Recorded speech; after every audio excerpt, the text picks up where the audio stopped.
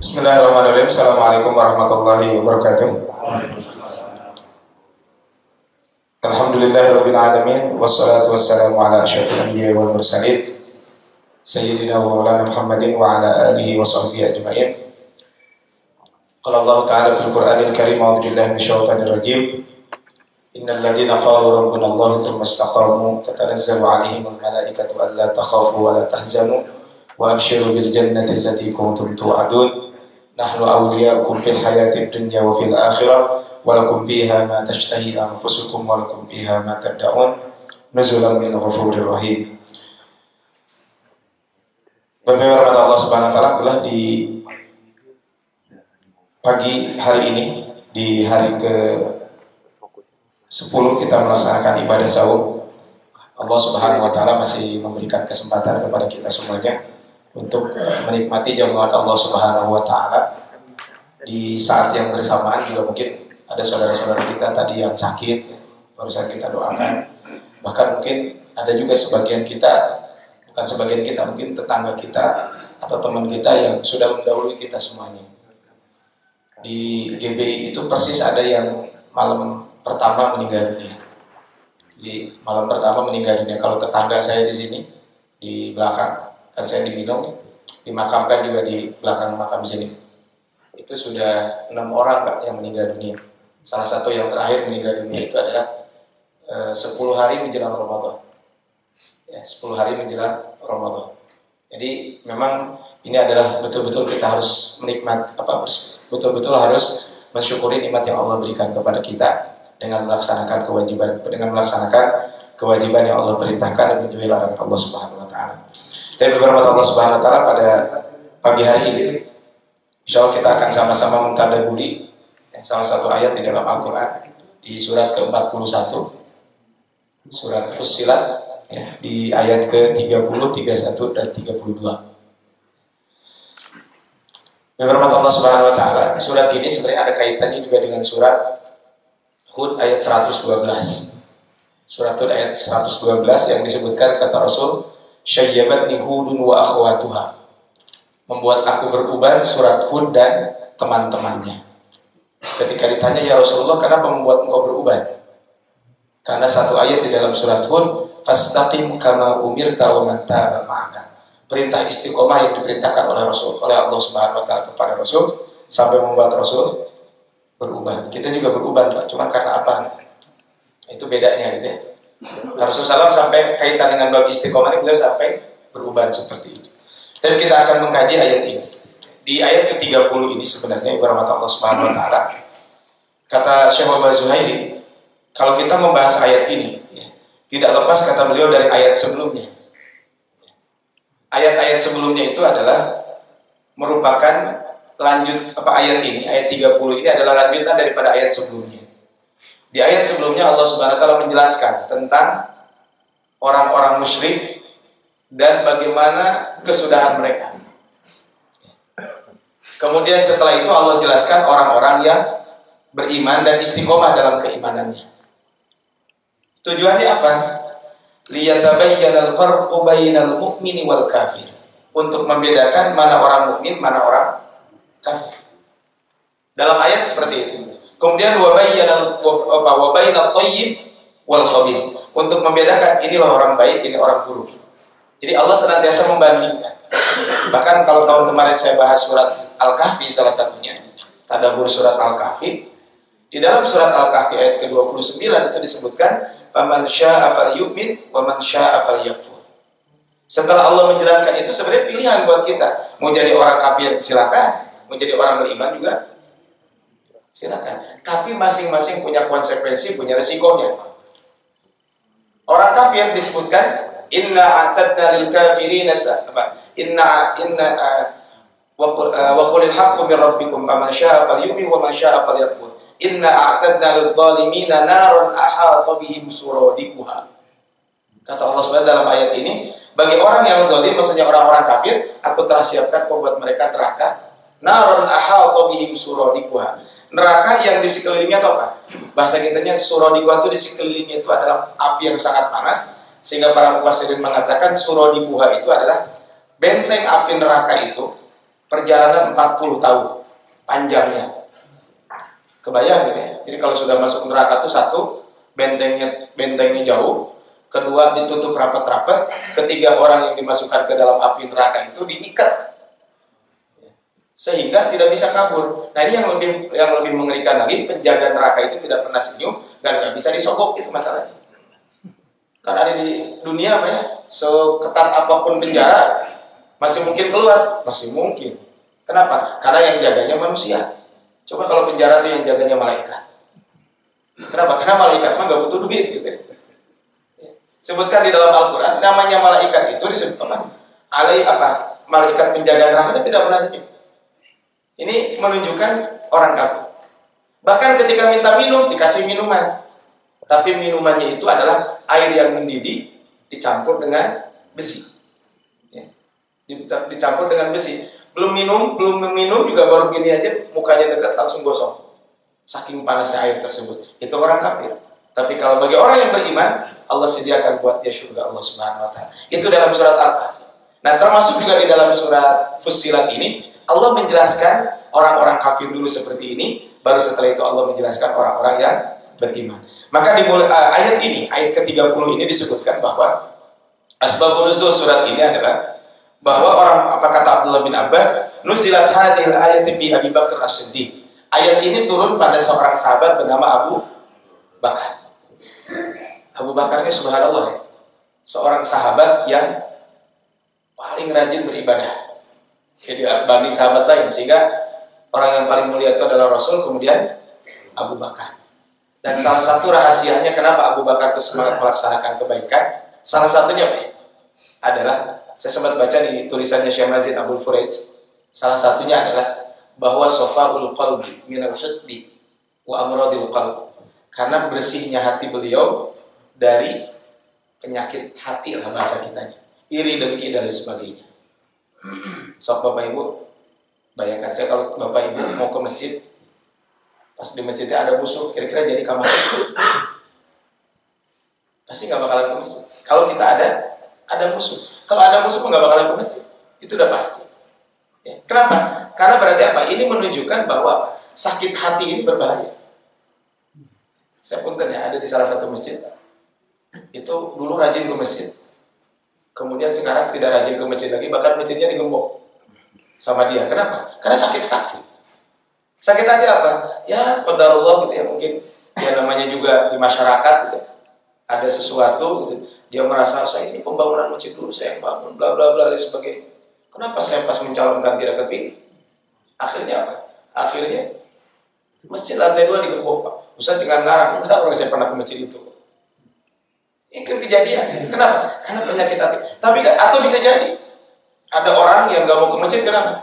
Saya emang gak senang sama dia, sehingga mau ke masjid jadi pindah. Ada juga. Gara-gara apa? Sakit hati. Pas mau ke masjid, kenapa? Gak senang sama imamnya. Nah, ini kan kalau sudah ada penyakit hati. Sehingga Abu Bakar ini, maka beliau senantiasa pertama melakukan kebaikan karena tidak pernah penyakit itu hinggap kepada beliau. Nah, Abu Bakar Siddiq mengatakan, kata Abdullah bin Abbas, annal musyrikina qalu rabbuna Allah. Orang musyrik mengatakan Rabb kami adalah Allah, wal malaikatu banatuhu. Sedangkan malaikat itu adalah anak-anaknya perempuan Allah. Ini orang-orang musyrik. Wa haulai syufa'auna indallah. Dan mereka itu, maksudnya malaikat itu adalah nanti akan memberikan syafaat di sisi Allah Subhanahu wa taala. Falam yastaqimu, tapi mereka tidak istiqomah. Ya bukan berarti benar gitu ya apa yang disampaikan, enggak. Udah masalah ngomongnya enggak istiqomah lagi. Wa qala Abu Bakar, tapi kata Abu Bakar bukan begitu. Rabbuna Allah wahdahu la syarikalah. Rabb kami ini adalah Allah yang tidak ada sekutu baginya. Wa Muhammad sallallahu alaihi wasallam abduhu wa rasul. Dan Rasulullah SAW, Nabi Muhammad adalah hambanya dan utusannya. Fastaqoma. Tapi yang namanya Abu Bakar setelah itu dia istiqomah. Nah ini ayat ini makanya kaitan dengan bab istiqomah. Tapi kita bahas ya ayat-ayatnya. A'udzubillahi minasyaitonirrajim. Bismillahirrahmanirrahim. Innal ladzina qalu rabbunallah. Sesungguhnya orang-orang yang mengatakan Rabb kami adalah Allah Subhanahu wa taala. Nah, di sini dia mengatakan Rabb kami adalah Allah Subhanahu wa taala. Summastaqamu. Di sini ada kata-kata thumma yang kata para ulama mengatakan littarohi. Littarohi itu maksudnya adalah butuh waktu. Ya, jadi thumma itu kan huruf atau huruf sambung. Kalau begini, dakhala Muhammadun wa Ahmad. Muhammad dan Ahmad masuk itu barengan. Tapi kalau dakhala Muhammadun summa Ahmad, Muhammad masuk kemudian Ahmad. Artinya di situ ada batas. Jadi maksudnya ada jeda waktunya. Jadi tidak langsung, tidak berbarengan. Nah, makanya kata-kata istiqomah juga innalladzina qalu rabbunallah. Orang-orang yang mengatakan Rabb kami adalah Allah Subhanahu wa taala. Artinya beriman. Nah, ketika disebutkan iman, maka Islam masuk.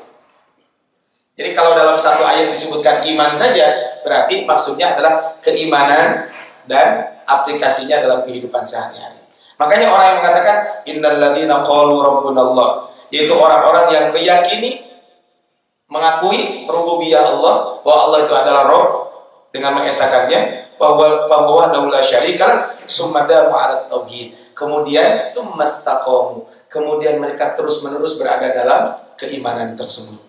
Nah, di sini kalau kata-kata istiqomah ada dua yang menunjukkan bahwa istiqomah itu adalah butuh proses. Tidak ujug-ujug istiqomah. Sekarang saum hari keberapa? 10 ya. Mungkin bagi yang terbiasa saum mah biasa ya, hari pertama juga. Coba lihat Bu, anak-anak. Hari pertama gimana saumnya? Lapar ya. Saya punya anak atau ada karek jam 12 kayak segala enggak sahan, guling enggak sahan di Rasulullah. Ya kan, kenapa? Karena belum terbiasa. Tapi coba kalau sudah hari ke-10 anak-anak gimana? Ya, biasa. Kenapa? Karena perut sudah terbiasa. Ibu-ibu juga sama kan, biasa kalau kesiangan hari keberapa biasanya? Kan hari pertama mas sahur teh kudu naon?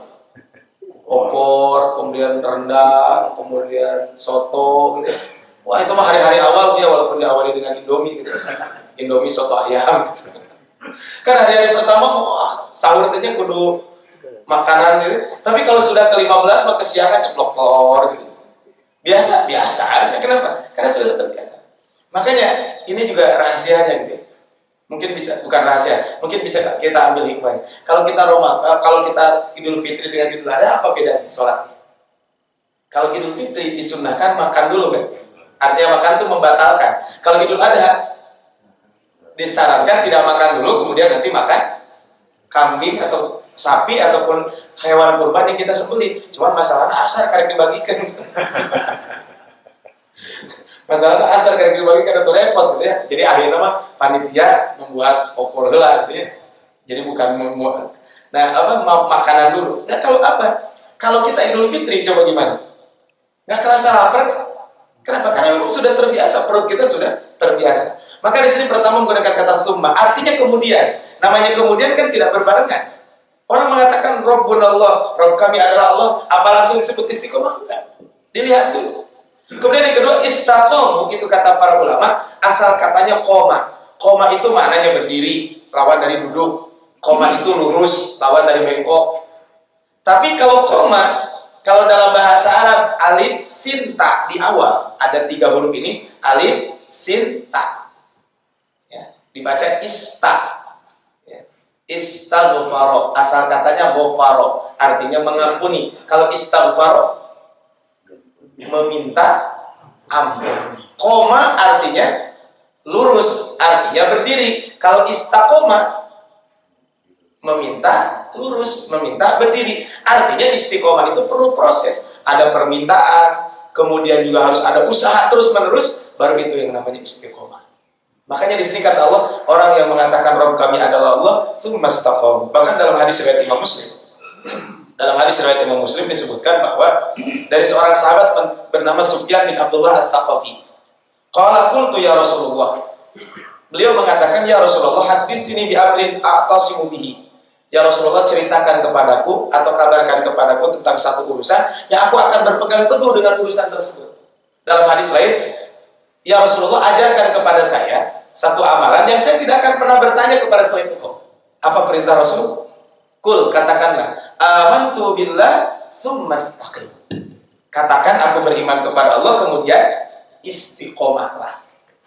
Nah ini menunjukkan bagaimana istiqomah itu adalah perlu proses tadi. Innal ladzina qalu rabbuna Allah tsumma istaqamu. Kata para ulama. Mohon maaf, sebelum kita bahas apa yang dikatakan oleh para ulama, apa yang dimaksud dengan istiqomah ini?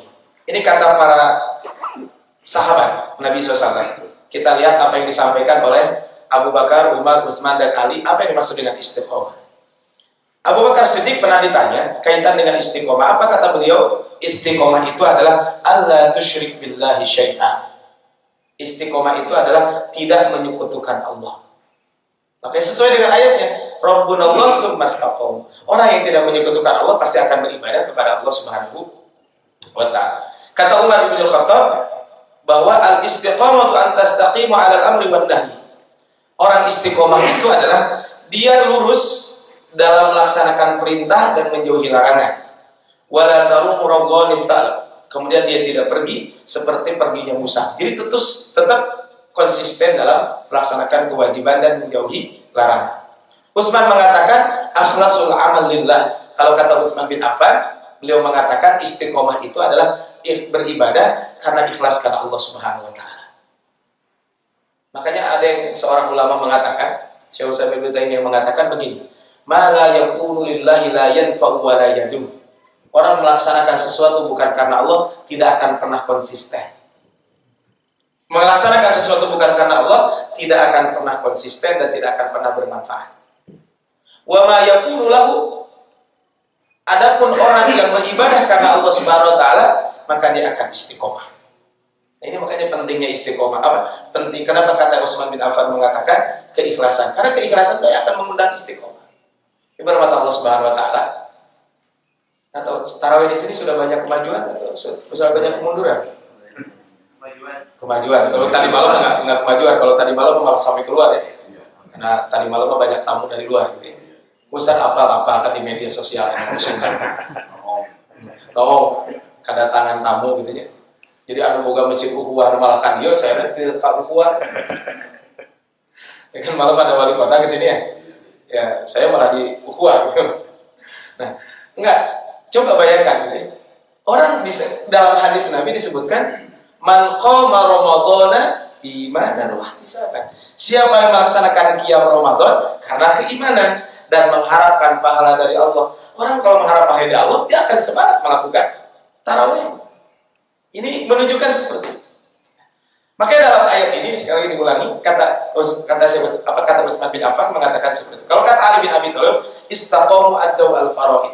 Yang namanya istiqomah itu adalah kita komitmen melaksanakan yang diwajibkan oleh Allah Subhanahu wa taala. Jadi kalau kita lihat perkataan para ulama ini, intinya adalah bahwa para sahabat Nabi ini, intinya istiqomah itu adalah beribadah kepada Allah Subhanahu wa taala dengan melaksanakan perintah dan menjauhi larangan, dan kita komitmen terus-menerus dalam melaksanakan itu. Kurang lebih itulah istiqomah. Jadi komitmen dalam melaksanakan itu. Berkat Allah Subhanahu wa taala, ketika kita bisa melakukan istiqomah tersebut, maka apa kata Allah Subhanahu wa taala dalam ayat ini? Innal ladzina qalu rabbuna Allah tsumma istaqamu. Kemudian mereka komitmen istiqomah dalam melaksanakan ketaatan tersebut. Orang yang istiqomah, komitmen terus-menerus melaksanakan ketaatan tersebut, apa yang akan dia dapatkan? Maka kata Allah yang pertama adalah tatanazzalu alaihimul malaikah. Yang pertama adalah orang yang istiqomah itu akan turun kepada orang tersebut malaikat. Para mufassirin, para ulama mengatakan kaitan dengan apa yang dimaksud dengan turun malaikat kepada orang-orang ini, kepada orang yang istiqomah. Kata Imam Bukhari itu gurunya Imam Syafi'i. Malaikat itu akan turun kepada orang istiqomah dalam 3 kondisi, dalam 3 kesempatan. Pertama adalah al-busyra fi thalathati mawaqi. Malaikat turun itu pasti membawa kabar gembira dalam 3 waktu. Pertama adalah indal mauti. Istiqomah, orang yang istiqomah itu adalah akan diturunkan kepadanya malaikat pertama ketika meninggal dunia. Makanya Bapak Ibu rahmat Allah Subhanahu wa taala, orang baik meninggal dunia, orang yang istiqomah meninggal dunia, kan dari wajahnya dia biasanya tersenyum. Kenapa dia tersenyum? Karena dia tahu posisinya di mana. Karena dia dikasih tahu oleh malaikat, kamu tenang, posisi kamu adalah sudah nampak di surga Allah Subhanahu wa taala. Disebutkan dalam sebuah hadis panjang kaitan dengan kematian, bahwa orang kalau meninggal dunia itu kan ketika dicabut nyawa dan sebagainya, maka kan mata itu kan terbelalak. Karena apa? Mata itu ngikutin ruh itu pergi kemana? Kalau dia orang baik, maka akan dibawa ke atas, kemudian seluruh penduduk langit itu berebut menyambut orang tersebut. Kemudian akhirnya apa? Setelah itu ruh itu diturunkan lagi ke bawah dan akhirnya dimasukkan ke alam barzakh tersebut. Itu kalau orang baik. Kalau orang buruk, dia ke atas apa? Dengan bau yang sangat menyengat, semua penduduk langit gak ada yang membukain pintunya. Ya, tidak ada yang membukain. Dan sehingga apa? Kelihatan dari wajahnya ketika orang meninggal tersebut. Tapi juga tidak bisa memastikan karena kita tidak tahu. Cuman biasanya orang-orang yang meninggal dunia dalam keadaan husnul khatimah, biasanya apa? Kelihatan wajahnya itu tersenyum dan sebagainya, kan seperti itu.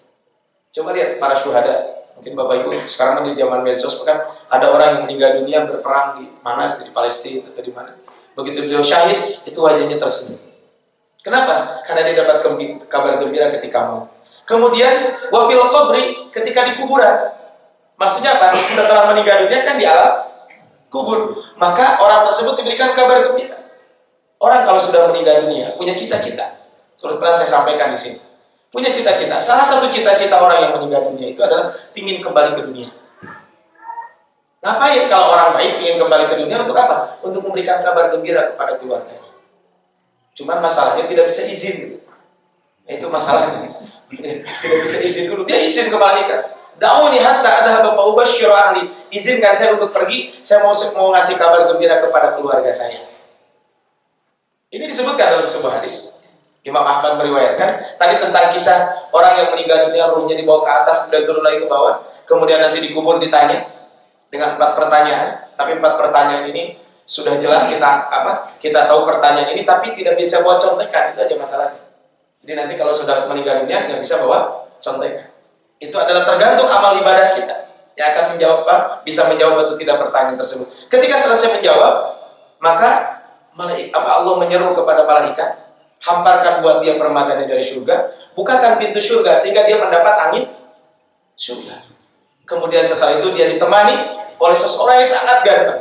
Ketika ditanya, kamu siapa? Saya nggak kenal. Saya amal kebaikan yang dulu kamu lakukan ketika di dunia. Kemudian setelah itu, maka ya Allah segerakan aku hari kiamat.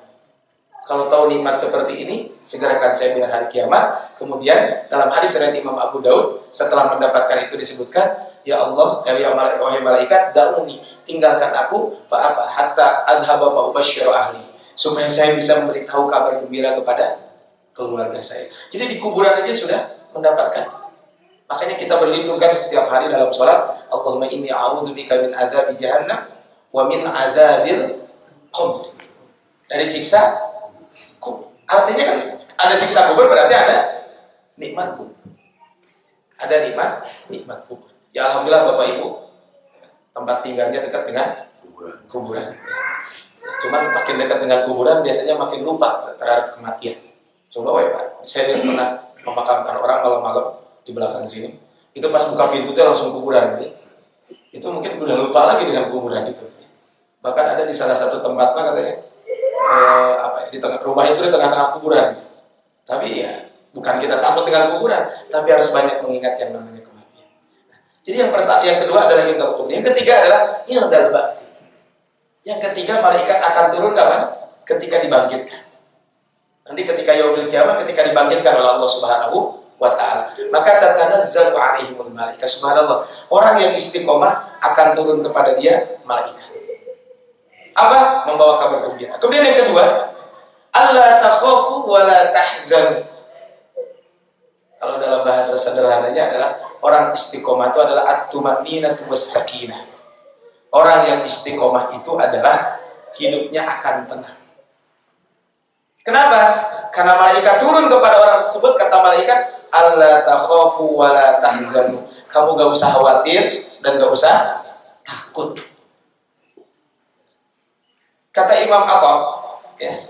Kata Imam Atha mengatakan, la takhafu radda thawabikum fa innahu maqbulun. Kan alla takhafu. Kalian gak usah takut, pahala kamu akan ditolak. Karena insya Allah pahalanya adalah akan diterima. Wala tahzanu ala dzunubikum fa inni aghfiruha lakum. Maka jangan takut jangan takut pahalamu ditolak, jangan sedih dosa-dosamu karena aku telah mengampuni. Ini kurang lebih maknanya seperti itu kata Allah. Maksudnya Allah telah mengampuni dosa-dosa kita. Allah takhafu wa la tahzanu. Jadi orang yang istiqomah itu adalah dalam kehidupannya dia hidupnya tenang. Kenapa? La takhafu mimma taqaddamuna 'alal umuril akhirah. Wahai orang yang istiqomah, gak usah takut tentang urusanmu ke depan di hari akhirat. Wala tahzanu, dan jangan sedih ala ma fatakum min umuri dunya min ahlin wa waladin wa mali. Gak usah khawatir terhadap keluargamu yang kamu tinggalkan, terhadap hartamu yang kamu tinggalkan, terhadap anak-anakmu yang kamu tinggalkan. Jangan khawatir. Allah takhafu wa la tahzan. Orang istiqomah itu hidupnya tenang. Kenapa? Karena dia merasa dijamin oleh Allah Subhanahu wa taala. Ibarat Allah Subhanahu wa taala sempat ada satu kata kan tadi kul amantu billah tsumma istaqim.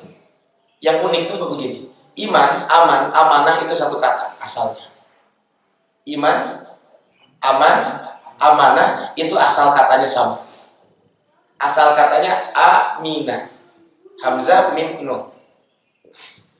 Maknanya apa? Kalau kita lihat orang iman, orang beriman tuh pasti amanah. Sekali lagi, orang beriman pasti amanah. Dan orang amanah pasti membawa keamanan. Makanya kalau satu kampung ingin aman gampang. Gimana caranya? Perkuat keimanan.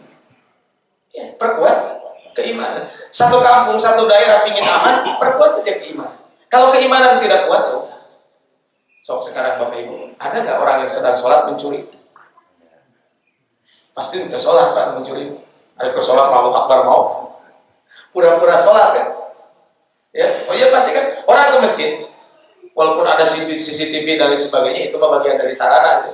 Kalau di Jogokarian kan ada moto ini, sendal Anda hilang di masjid kami ganti. Itu moto di masjid di masjid Jogokarian Jogja. Motor Anda hilang kami ganti. Itu di masjid Jogokarian. Ya maksudnya apa? Itu kan buat membawa kenyamanan ya. Supaya Bapak Ibu kalau ke mall dengan ke masjid bawa sendal bagus, deg-degan kemana ya? Senang. Saya juga jadi bingung ya kenapa. Jadi ke masjid itu, makanya ke masjid makan ya mungkin walau alam itu yang ambil sendal mungkin salah dengar Pak, ke ngaji gitu ya. Ambil yang baik, tinggalkan ya buruk. Ke masjid bawa sendal jepit pulang bawa sendal kulit gitu. Termasuk saya pernah hilang sendal di masjid. Kasihan kan pas saya ngisi pengajian, sendal saya hilang di masjid.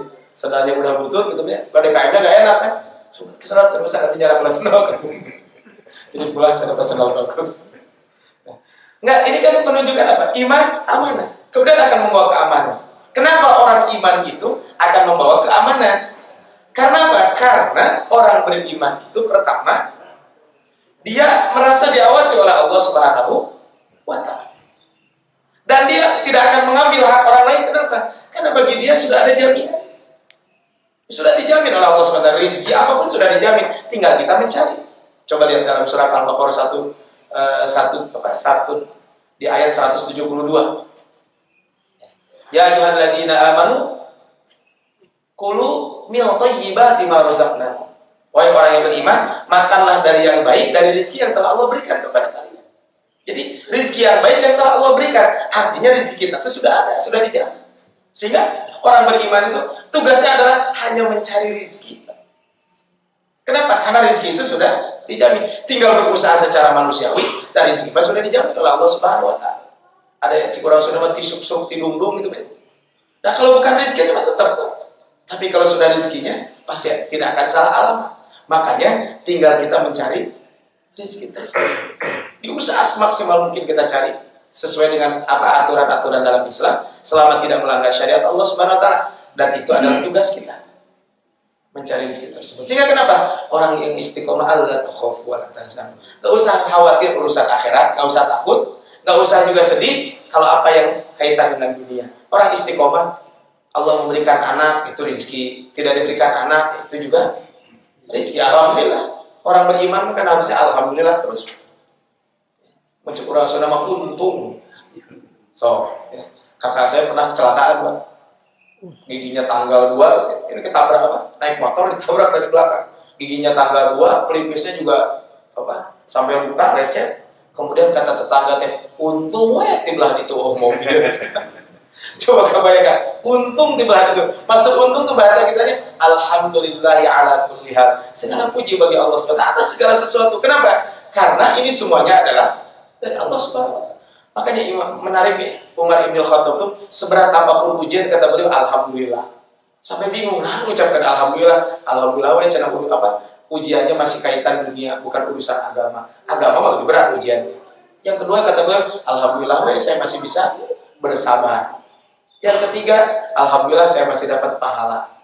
Yang berikutnya, alhamdulillah ujiannya ada yang lebih besar dari saya. Makanya dikasih ditimpa sakit, alhamdulillah. Yang lainnya meninggal dunia.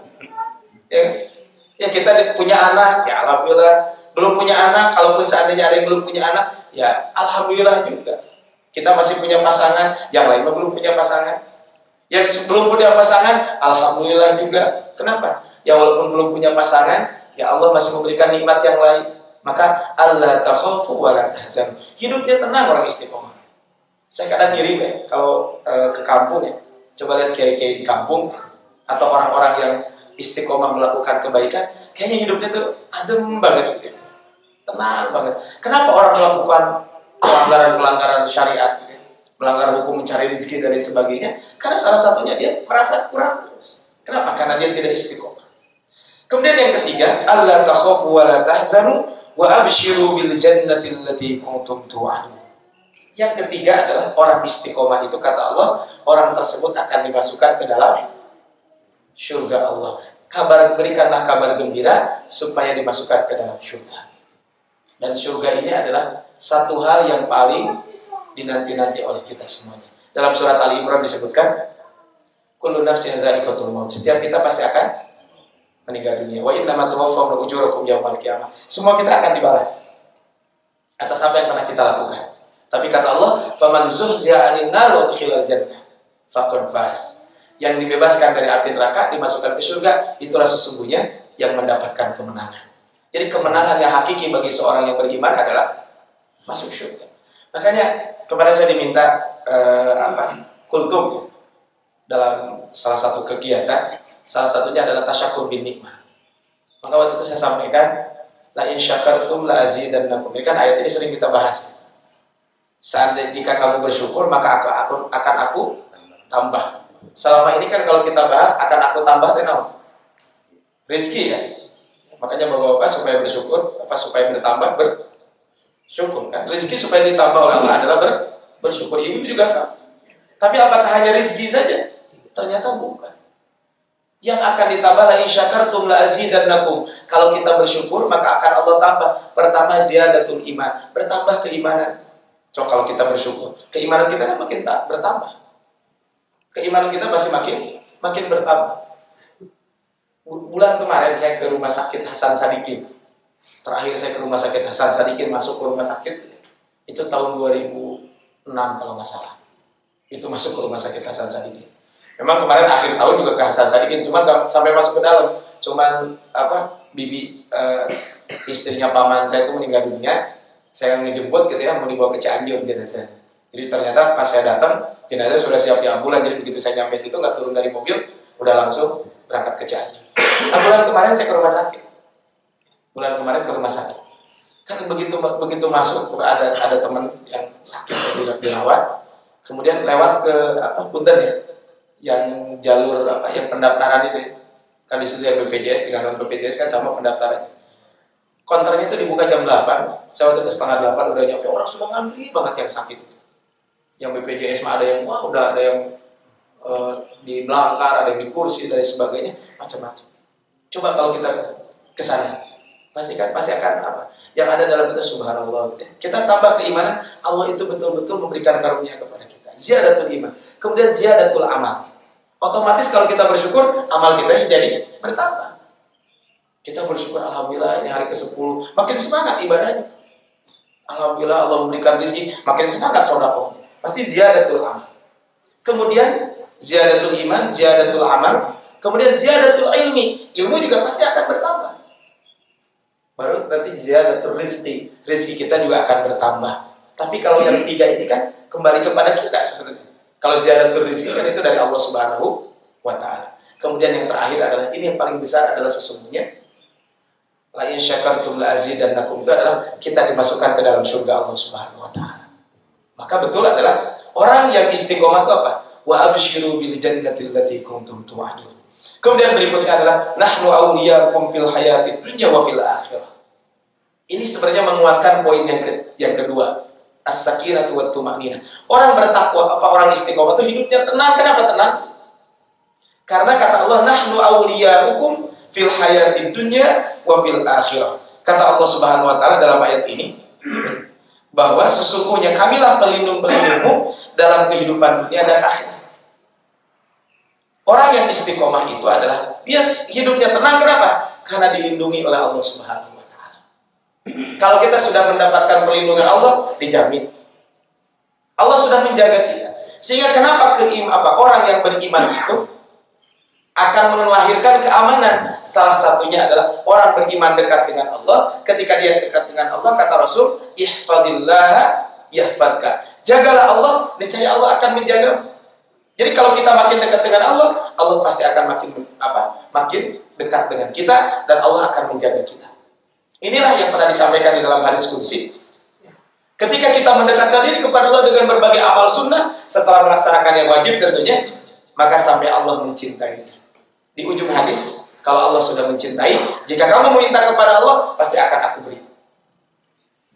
Hari Sabtu sebelum Ramadan di Jakarta ada tarhib Ramadan. Saya kebetulan hadir di nggak sengaja sih ada pelatihan di Jakarta, kemudian diajak salah seorang ustaz, ayo ikut katanya. Itu ada kajian tentang Ramadan. Oh ya boleh Ustaz. Tapi boleh ikut, boleh katanya. Yaudah ikut. Gak lama kajian dari jam 4 sampai setengah 6 lah menjelang maghrib. Seorang ustaz mengatakan di Mekah itu ketika ada kajian, ada seseorang katanya. Setelah kajian itu, syekhnya itu membahas tentang istighfar dan sebagainya. Selesai kajian, ada seseorang yang datang, Syekh terima kasih atas nasihatnya berkaitan dengan keutamaan istighfar dan sebagainya. Kata beliau, alhamdulillah saya dalam sehari mengucapkan istighfar 30.000 kali. Ibu-ibu suka istighfar? Mencaroget astagfirullah. Itu mah beda. Bapak-bapak astagfirullah gitu. Itu mah astagfirullah beda. Tapi alhamdulillah ya, kita masih ngucapin astagfirullah daripada nyebutin kebun binatang. Kan saudara, anak astagfirullah hari kamu gitu. Ya alhamdulillah itu masih keluar dikit daripada keluar kebun binatang. Ini 30.000 kali istighfar. Ada salah seorang ustaz di Bandung, Ustaz, kumaha supaya getol ibadah? Kata ustaz tersebut, gampang. So kamu baca istighfar 1.000 atau 2.000 kali. Bukan berarti dengan 1.000 atau 2.000 kali jadi rajin ibadah, bukan itu maksudnya ya. Karena nggak boleh ya, menentukan. Maksudnya beliau menentukan itu bukan berarti harus segitu, enggak. Maknanya adalah perbanyak istighfar, pasti getol ibadah. Soalnya baca istighfar. Kan sekarang mah banyak supaya pertanyaan Ustaz, boleh nggak baca istighfar pakai pakai tasbih gitu. Tasbih itu kan ada yang begini, ada yang digital sekarang ya. Ya mangga saja. Itu masih baca saja. Ya, itu mah teknis buat kita semuanya. Tapi memang kalau kita istighfar astagfirullah, pasti akan akan lebih semangat melakukan kebaikan-kebaikan. Makanya di 10 hari terakhir bulan Ramadan karena berat godaannya. Ketika Aisyah bertanya, "Ya Rasulullah, ini kan 10 hari terakhir. Kalau seandainya malam ini Lailatul Qadar, apa yang harus saya ucapkan?" Allahumma innaka afuwun tuhibbul afwa fa'fu anni. Ini salah satunya menyemangati ibadah kita. Nah, ketika Allah sudah menjadi sudah menjadi wali, penolong, pasti selesai semua urusan. Nah, tadi orang yang mengucapkan istighfar 30.000 kali, itu disebutkan katanya, kata orang tersebut, alhamdulillah katanya Syekh, saya kalau ada keperluan, maksudnya ada keperluan itu ada hajat, ada keperluan, saya memohon kepada Allah, itu Allah mengabulkan terus. Kenapa? Karena dekat dengan Allah Subhanahu wa ta'ala. Pantas kalau Rasul tidak kurang dari 100 minimal ya. Jadi Rasul itu bukan maksimal, minimal 100. Nahnu awliyaakum fil hayatid dunya wa fil akhirah. Kemudian walakum fiha ma tashtahi anfusukum walakum fiha ma tad'un. Ini menguatkan yang sebelumnya. Kan dimasukkan ke dalam surga dan kamu akan mendapatkan apa yang kamu inginkan apa yang kamu inginkan dan apa yang kamu minta di dunia, maka akan didapatkan di surga Allah Subhanahu wa ta'ala. Jadi itu 4 ya keutamaannya. Yang kelima di ayat terakhir adalah ayat 32, nuzulam min ghafurir rahim. orang yang istiqomah itu adalah akan mendapatkan ampunan Allah Subhanahu wa Ta'ala. Jadi subhanallah, orang istiqomah itu akan mendapatkan ampunan Allah Subhanahu wa Ta'ala. Jadi kalau kita berbicara tentang istiqomah, ini kebaikan buat kita semuanya. Tapi Ustaz, itu mah asa dunia apa akhirat semua. Ya memang sih kalau dilihat seolah-olah akhirat, tapi kalau dikaitkan juga tidak mesti akhirat. Tadi contohnya, Allah akan menjadi wali, Allah akan menjadi pelindung kita. Namanya pelindung kan dunia akhirat.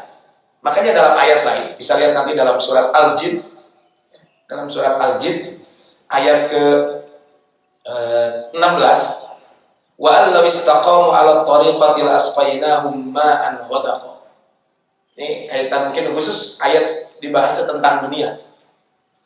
Seandainya mereka istiqomah di dalam jalan ini, di dalam kebenaran ini, apa kata Allah Subhanahu wa taala? La asqainahum ma'an ghadaqa. Aku akan berikan kepada mereka minuman yang segar.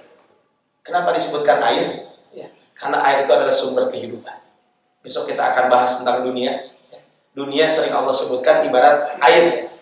Ya, ibarat air hujan. Air hujan. Beberapa ayat menyebutkan tentang itu. Insya Allah nanti kita bahas besok kaitan bagaimana dunia dalam Al-Quran. Bukan dunia dalam berita. Ya. Itu zaman dulu ya. Ada dunia dalam berita. Ini bagaimana Al-Quran berbicara tentang dunia. Jadi kalau kita berbicara istiqomah itu seperti ini.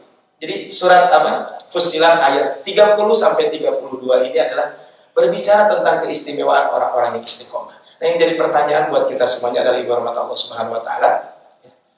Apa sih dampaknya? Kalau tadi kan buah yang kita dapatkan dari istiqomah. Apa dampaknya kalau kita istiqomah dalam beribadah kepada Allah Subhanahu wa taala? Dampaknya yang pertama adalah al-jidd wal ulul himmah. Orang yang istiqomah itu dampak yang kelihatan dalam kehidupannya itu apa? Dia bersungguh-sungguh dan memiliki semangat yang tinggi untuk melakukan kebaikan. Nah, bulan Ramadan sekarang ini, ya, yang Allah memberikan kesempatan kepada kita, mungkin mari kita lebih semangat lagi. Orang yang istiqomah pasti semangat melakukan kebaikan. Kenapa? Karena dia melakukannya itu apa? Dengan kelandasan keimanan, sehingga semangat dalam melakukan kebaikan-kebaikan itu.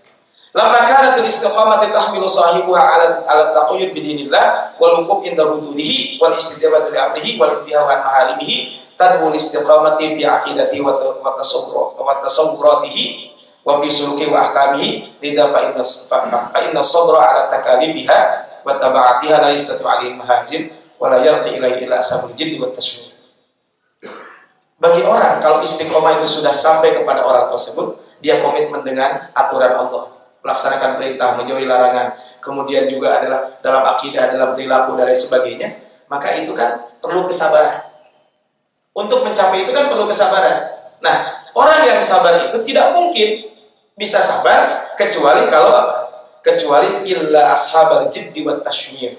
Kecuali kesabaran itu hanya akan didapatkan oleh siapa? Orang yang bersungguh-sungguh. Ada pepatah Arab, man jadda, orang bersungguh-sungguh pasti akan dapat. Dan nggak mungkin. Sok sekarang begini. Kebayang gitu ya ibu-ibu, bapak-bapak. Mungkin kalau bapak-bapak bangunnya jam berapa tadi? Jam 4. Oh sama bapak-bapak. Hari ibu jam berapa, Bu? Setengah 3. Bedanya jam 1:30 itu. Atau kalau ibu bapak-bapak setengah 4, bedanya sejam. Coba. Kalau kita tidak karena apa? Kalau tidak sabar dan kita istiqomah melaksanakan kebaikan ini, kan enakan juga setelah sahur tuh ngapain? Tidur. Hanya orang yang bersungguh-sungguh lah yang bisa tetap melaksanakan kebaikan ini. Dan ini adalah ketika kita menghidupkan pagi hari ini, kata Rasul, Allahumma barik li ummati fi bukuriha. Ya Allah, berkahilah umatku di pagi hari. Nah, kan enaknya mah tidur setelah sholat subuh dan ngantuk.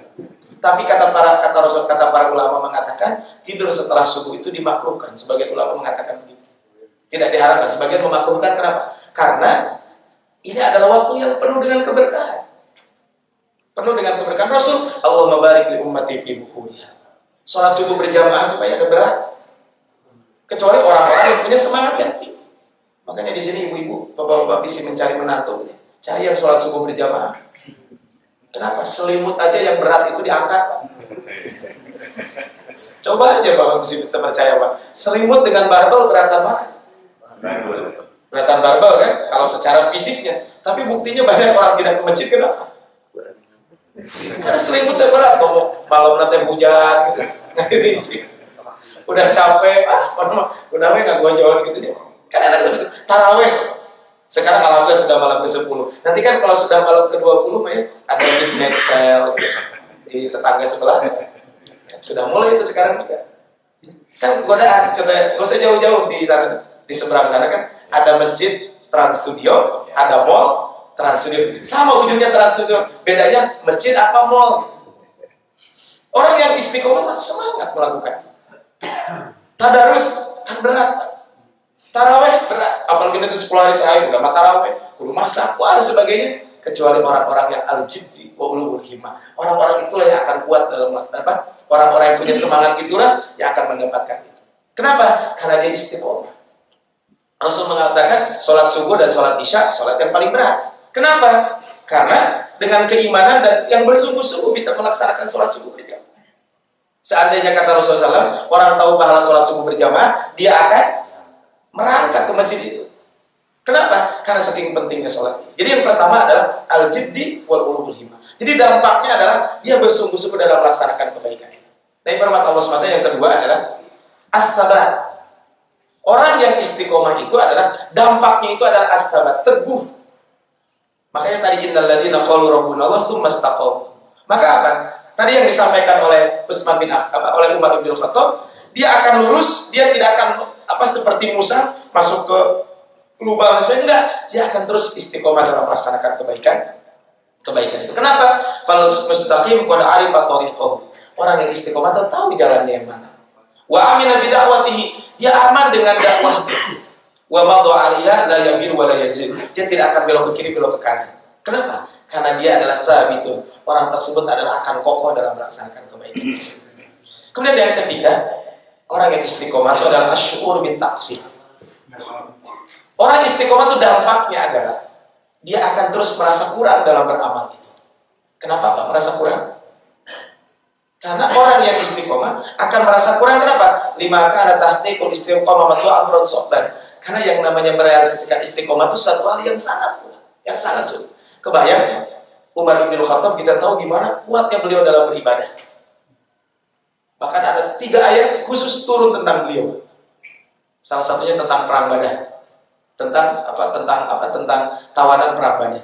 Tapi Umar bin Khattab itu sampai berdoa, ya Allah, Allahumma inni dhaifun bil amal ya apa? Allahumma inni dhaifun bi ta'atika al amal. Ya Allah, aku ini lemah untuk melaksanakan ketaatan kepadamu. Coba bayangkan, lemah untuk melaksanakan ketaatan. Padahal Umar bin Khattab itu pernah datang dalam satu hari, beliau menginfakkan setengah hartanya, tapi masih meminta kepada Allah, kepada Allah berdoa. Wa qawwini, Allah perkuat saya. Ini Umar bin Khattab. Setan aja kalau ketemu Umar tuh, ada setan di seberang, itu melipir, saking takutnya sama Umar. Tapi beliau masih meminta itu. Kenapa? Asy'ur bin taqsir. Dia merasa kurang terus. Kenapa? Karena istiqomah itu berat. Wal muwadhaqatu 'alaiha mal amal bi muqtada asyad wa asal. Dan kita komitmen terus melaksanakan kebaikan itu, tentu ini adalah lebih berat lagi. Sehingga dia terus-menerus melakukan kebaikan-kebaikan. Pantas kalau ada dulu seorang tabi'in, dia menangis Pak, padahal dia orang baik. Kemudian ketika ditanya, kenapa kamu menangis? Saya nggak tahu amal saya itu terima atau enggak. Bayangkan. Padahal dia terus-menerus melakukan kebaikan. Maka asy'ur bin taqsir, dia merasa kurang terus dalam beramal. Ini adalah yang ketiga. Yang keempat adalah at-tauhidul khalis. Orang yang istiqomah itu adalah dia akan memiliki tauhid yang lurus. Nah, pertanyaan berikutnya adalah apa sih yang menghalangi kita dari istiqomah? Apa saja yang menghalangi kita istiqomah? Yang pertama, yang paling utama adalah al-istihanatu bil maksiyah. Istiqomah itu sulit kita dapatkan yang pertama bagi orang-orang yang istihana bil maksiyah. Orang yang menganggap enteng dosa. Ada seorang tabi'in, dia mengatakan, saya satu hari pernah tidak qiyamul lail. Kenapa tidak qiyamul lail? Karena saya pernah melihat ada orang sedang nangis, terbesit dalam hati saya tambah cerik api-api. Semalam Pak nggak bisa qiyamul lail. Gara-gara dosa yang kita. Padahal kalau disebut dosa pada gitu. Dan dia tahu enggak, cuman dia mau pura-pura. Gara-gara itu. Makanya ibarat Allah Subhanahu wa taala, ini sederhana. Mungkin Bapak Ibu yang pernah haji atau umroh. Adzan subuh jam berapa kalau di Mekah? Kalau musim dingin, saya kemarin adzan subuhnya itu jam 6 kurang 20 atau jam berapa? Karek adzan subuh gitu. Karek baru adzan subuh. Kebayang, di Turki itu pernah adzan subuhnya itu jam berapa? Jam 7 kurang seperempat apa? Setengah 7 lah pokoknya baru adzan subuh. Contoh yang ketika melaksanakan ibadah haji atau umroh. Subuh contohnya jam 5 atau setengah 5. Jam berapa Bapak Ibu? Yang jemaah haji jemaah umroh ke masjid? Jam 1 kan udah pada ke masjid. Coba Ibu Husnul Khotimah jam 1 ke kamar racit. Subhanallah. Kenapa kok bisa seperti itu? Karena memang ketika melaksanakan ibadah haji, ibadah umroh, kita betul-betul dekat dengan Allah Subhanahu wa taala. Bulan Ramadan aja sekarang. Kalau dipikir-pikir maka capek aktivitas tuh bulan Ramadan kan padat banget. So, coba bayangkan. Ibu-ibu bangun tadi setengah 3. Setelah setengah 3 ke masjid, sholat subuh, ikut kajian sampai jam 6. Pulang ke rumah nge-DJ ya. Nyuci piring gitu ya. Ya. Atau mungkin tadarus dulu gitu ya. Kan ada ibu-ibu yang setelah sholat subuh tadarus gitu ya. Kemudian pulang ke rumah, atau mungkin pulang ke rumah nanti tadarusnya jam 8 kan ada juga ya. Tapi kan ke rumah nggak tidur kan ibu-ibu. Nyuci piring atau apa gitu. Ya, terus nanti waktu masjid tadarus, nanti duhur siap-siap mikirin menu hari ini apa. Terus setelah asar mulai masak, kemudian maghrib berbuka, isya ke masjid taraweh, nanti tadarus lagi. Dipikir-pikir semangat, kenapa? Karena memang kita dekat dengan Allah Subhanahu wa taala. Tapi kalau berbuat maksiat itu sulit untuk istiqomah. Makanya ada seseorang yang pernah bertanya kepada Imam Hasan Al-Basri, "Wah Imam Hasan Al-Basri, saya ini pingin qiyamul lail. Saya punya azam yang kuat. Sudah wudu, mungkin mulai nama alarm sudah dinyalain, ada genap atau 7 gitu ya. Kan handphone 3 gitu ya. Kan handphone 2 rata-rata ya. Suamina 2, ibuna 2 kan 4, anaknya iya begitu ya 2 anak. Dipasang alarm mungkin bahasa gitu aja. Sudah saya kuat, pokoknya segala dilakukan. Kenapa saya nggak bisa qiyamul lail? Apa kata Imam Hasan Al-Basri? Dulu bukan qayyadatka. Dosa-dosamu lah yang telah mengikatmu untuk tidak bisa melakukan kebaikan-kebaikan. Makanya kalau kata para ulama, kalau kita ingin bangun malam, siang harinya lakukan kebaikan. Jauhkan kemaksiatan, insya Allah kita akan mudah untuk bangun malam. Saya kadang dulu ketika di pesantren berbeda ketika kehidupan. Di pesantren itu kan kegiatan lebih padat. Tapi di pesantren jam 2, setengah 3, santri sudah biasa banget. Kenapa? Karena dekat dengan Allah Subhanahu wa taala, jauh dari maksiat sehingga bisa istiqomah. Al-istihanatu bil maksiyah. Maka orang yang meremehkan maksiat itu sulit untuk istiqomah. Bahkan sampai kata Rasul, iyyakum wa muhaqqiratid dzunub. Hendaklah kalian menjauhi meremehkan dosa. Fa innahunna yajtamina 'ala rajul hatta yuhlikahu. Karena kalau orang meremehkan dosa, ujung-ujungnya orang tersebut bisa binasa dengan hal tersebut. Kam min aklatin muni'at qiyamul lail. Betapa banyak orang yang karena terlalu banyak makan tidak bisa qiyamul lail. Wa kam min nadratin muni'at qira'atis surah. Betapa banyak karena gara-gara pandangan kita tidak bisa baca Quran. Maksudnya makanan banyak makan tapi makan yang tidak halal. Banyak orang yang betapa banyak makanan akhirnya apa? Orang tidak bisa qiyamul lail. Betapa banyak orang tidak baca Quran karena dosa mata yang dilakukan. Kan zaman sekarang gitu ya. Apakah qiraatul Facebook atau qiraatul Quran? Atau qiraatul Twitter atau qiraatul Instagram? Ya, seperti itu. Ya, kan? Ya kalau zaman dulu makan nongkrong liatin orang lewat gitu. Kalau sekarang ngeliatin orang lewat juga tapi di Instagram kan. Insta story-nya dilihat. Oh, gawe lah bukan apa. Ya kan begitu. Ini kata disebutkan sebenarnya. Wa innal 'abda la yaqul aqla aw yaqalu fi'ala fa yuhrimu bihi qiyamusana. Ada orang yang makan makanan yang haram, melakukan satu perbuatan maksiat, 1 tahun dia tidak bisa qiyamul lail. Makanya bulan Ramadan ya, kalau ditanya ini berapa kali hatam? Sudah ada yang hatam? Ini 10 hari. Belum ya? Bapak sudah ada yang hatam atau menjelang hatam? Menjelang ya. Alhamdulillah sudah 3/4. Coba kalau saya tanya review ke belakang dari bulan Syawal sampai bulan Sya'ban berapa kali hatam? Syawal, Dzulqa'dah, Dzulhijjah, Muharram, Safar, Rabiul Awwal, Rabiul Tsani, Jumadil Ula, Jumadil Tsani, Rajab, Sya'ban. 11 bulan. Berapa kali hatam? Hampir. Insya Allah. Hari Ramadan masih tanya, Ibu berapa kali Ramadan? 2 kali, 3 kali. Saya tanya bulan haji, Ibu sudah berapa kali hatam? Gak aja Ustaz. Kenapa? Karena kita bulan Ramadan melakukan apa? Al-istihadah bil maksiat. Jauhi yang namanya maksiat sekecil apapun. Ada seorang ulama mengatakan, jangan lihat besar dan kecilnya maksiat, tapi kepada siapa Anda bermaksiat. Ini yang pertama. Yang kedua, al-insyighalu bid-dunya anil akhirah. Terlalu sibuk urusan dunia. Terlalu sibuk urusan dunia. Bukan berarti kita dilarang hidup di dunia, enggak. Tapi sibuk dunia itu apa? Yang melalaikan akhirat. Ya. Terus kan, hayya 'alas shalah, hayya 'alal falah. Kira kagum sakedeung deui. Kan seperti itu. Ya. Kalau dulu Sa'id bin Al-Musayyib, subhanallah, Sa'id bin Musayyib itu 40 tahun sholat berjamaah. 40 tahun sholat berjamaah di masjid. 30 tahunnya adalah sebelum adzan sudah di masjid. Nah, sebenarnya kan tinggal kita bisa mengaturnya saja kan, babnya itu gitu ya. Maka al-insyighalu bid-dunya. Kemudian yang ketiga adalah at-tawassu' fil mubahat. Terlalu berlebihan dalam hal-hal yang dibolehkan. Contohnya makan. Sekarang begini Pak. Kalau pas berbuka, makan pas begitu azan makan kolak sama kol. Yehu bala-bala cireng kerupuk banyur dan itu kan menu wajib Pak ya. Menu sunnahnya kan kurma deh, menu wajibnya itu. Nah, udah sholat maghrib, setelah sholat maghrib makan 2 piring atau 1 piring. Gimana kira-kira pas taraweh? Seperti itu. Makanya kata Umar bin Khattab, iyyakum wal bad. Maksud kata beliau, hendaklah kalian menjauhi yang namanya makan terlalu banyak. Kenapa? Karena biasanya bukan silatun anil ibadah, anis sholat. Kita akan malas untuk sholat. Ya kan kalau terlalu kenyang, kayak tadi malam saya maghrib tiba-tiba dia makan. Ayo Ustaz makan yang banyak. Saya jadwal tarawih. Alhamdulillah tidak jadwal imam gitu ya. Cuma jadwal tarawih doang, bukan kultum gitu ya. Jadi jadi makmum relatif nyaman. Coba kalau pas jadi imam terlalu kenyang tuh. Kalau makmum juga kan terlalu kenyang kan naiknya ke mata. Ya. Makan teh kangkung di kau. Coba bukan karena kangkung ngantuk ya, karena terlalu banyak ya makannya. Nah ini kan jadi at-tawassul. Jadi terlalu berlebihan dalam hal yang dibolehkan. Contohnya handphone itu kan boleh, tapi kalau terlalu berlebihan dengan handphone, masak itu boleh, tapi kalau berlebihan dengan masak, makanya kalau berlebihan dimasak, akhirnya kan lupa ibadah yang lain. At-tawassul fil mubahat. Kemudian yang terakhir adalah yang keempat, al-wastus sayyi.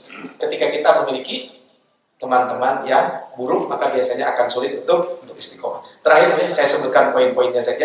Apa saja yang membuat kita istiqomah? Pertama, ikhlas. Kalau kita ingin istiqomah, ikhlas. Karena kalau ikhlas mah, ya kita akan semangat melakukan kebaikan dan tidak akan melihat ini itu di belakang sana sini. Kemudian yang kedua, al-ilmu, tahu ilmunya. Ikhlas dan ilmu. Contoh gini, kita akan bisa komitmen sholat tarawih sampai terakhir kalau kita tahu ilmunya. Kata Rasul, barang siapa yang sholat tarawih beserta imam sampai selesai akan mendapatkan pahala qiyamul lail. Pasti akan semangat. Kalau di Masjid Husnul Khotimah sering saya ilustrasikan, kalau di Husnul Khotimah disebutkan siapa yang tarawih 1 bulan akan dapat 90 juta. Kira-kira di Husnul Khotimah bakal penuh nggak? Wah, penuh bisa. Jika nama di mana-mana darah rata. Jika nama ayah cuti kerja sebulan, nginep di Husnul Khotimah. Mungkin bisa jadi wah kontrakan sini jadi banyak. Kalau tahu itu kan dengan ilmu, kita akan tahu pahalanya. Saum kan kita akan semangat kalau ilmunya tahu. Kalau ilmunya nggak tahu, malas. Kenapa mungkin masih ada saudara-saudara kita yang masih tarawih itu tadi tarawih gitu kan seperti itu kan. Atau tarasawalnya mungkin bisa jadi Pak ilmunya. Coba kalau kita tahu ilmunya pasti akan lebih semangat. Yang ketiga adalah ketika kita memiliki as-suhbatus sholihah, teman-teman yang soleh, teman-teman yang soleh. Yang keempat, banyak berdoa. Doanya apa? Jangan bismika Allahumma ya bismika apa doanya? Ya muqallibal qulub tsabbit qalbi ala dinik. Rabbana la tuzigh qulubana ba'da idh hadaitana. Kemudian yang keempat, yang kelima ya, at-tawassut wal muwazanah. Jadi supaya kita istiqomah, ibadah itu adalah jangan terlalu berlebihan. Kita harus di tengah, sedang-sedang saja, bahasa kita ini begitu. Ada mutafrid wal ifrat, tidak berlebihan juga tidak menyepelekan. Sesuai dengan kemampuannya.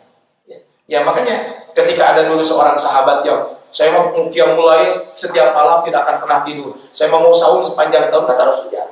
Saya juga tetap tidur, saya juga qiyamul lail. Jadi jangan dalam melaksanakan kebaikan jangan terlalu berlebih-lebihan. Kemudian berikutnya adalah al-irtibatu bil Qur'an. Kita senantiasa interaksi terus dengan Al-Qur'an. Insyaallah ketika itu dilakukan, kita akan membuat dalam kehidupan kita menjadi istiqomah.